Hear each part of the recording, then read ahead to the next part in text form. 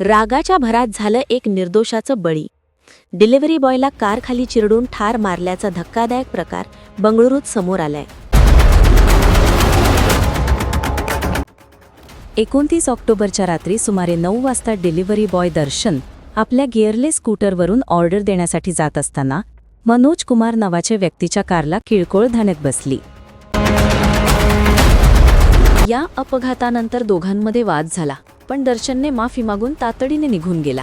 मात्र मनोजचा राग थांबला नाही. रागाच्या भरात मनोजने स्कूटरचा पाठलाग केला आणि आपल्या कारने दर्शनच्या स्कूटरला जोरदार धडक दिली. दर्शनसोबत असलेला त्याचा मित्र वरुण गंभीर जखमी झाला, तर दर्शनचा घटनास्थळीच मृत्यू झाला. सुरुवातीला हिट अँड रन म्हणून नोंद घेतली गेली, पण सीसीटीव्ही फुटेजनी सर्व उघड केलं. धडक ही अपघाती नव्हती, ती हेतुपुरस्सर दिली गेली होती. यानंतर मनोज आणि त्याची पत्नी पुन्हा त्या ठिकाणी आले.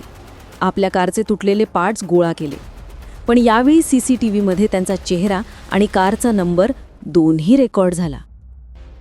पोलिसांनी दोघांनाही अटक केली असून मनोजने चौकशीत गुन्ह्याची कबुली दिली आहे.